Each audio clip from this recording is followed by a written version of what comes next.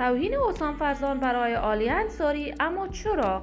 علی انصاری کجاست؟ افشای رازهای بزرگ علی انصاری در لندن و مدل شدن علی انصاری، اما چرا؟ و مخالفت‌های شوهر سابقش. من در این ویدیو پیرامون حقایق همین ماجرا خواهم پرداخت. پس در ادامه با کانال دنیا اینفو باشید.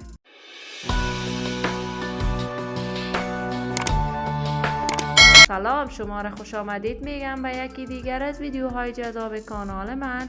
برای دوست شدن با کانال دنیا اینفو علامت سابسکرایب را فشار دهید تا از ویدیوهای دیگر کانال من هم آگاه شوید.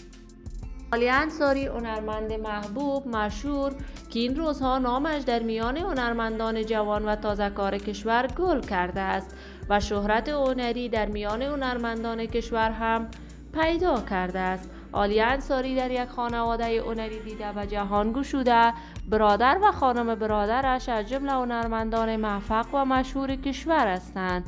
علی انصاری افغانستان را در سن طفولیت به مقصد اروپا ترک کرده بود. عالیه بزرگ شده کشور آلمان است، اما بعد از آن که ازدواج کرد به کشور انگلستان رفت. وی در شهر زیبای لندن زندگی می کند، اما شوهر اولش جدا شده است و اکنون دارای 2 فرزند می باشد.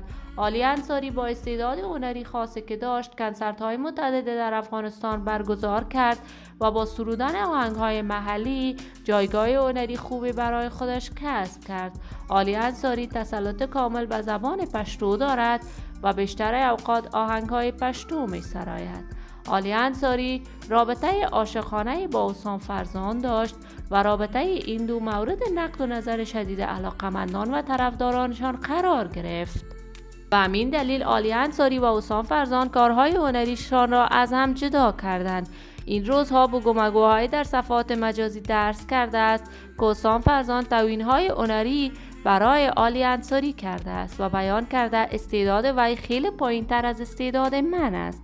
حسام فرزان در کشور کانادا زندگی می کند و در آنجا کاملا از راه هنر موسیقی دوری گزیده است، ولی هر کس خودش می داند و تصمیمات زندگیش. من هم آرزوی موفقیت، سلامتی و کامیابی برای تمامی هنرمندان کشور خود از بارگاه عزت منان تمنا دارم. دوستان نهایت عزیز، شما هم نظریاتتان را در بخش کامنت با من شریک بسازید.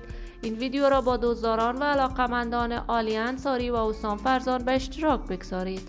اگر تا هنوز عضو کانال من نشدید، پس برای دوست شدن با کانال دنیا اینفو علامت سابسکرایب را فشار دهید تا از ویدیوهای دیگر کانال من هم آگاه شوید. سلامتی شما نازنینان آرزوی من است. تا درودی دیگر، بدرود.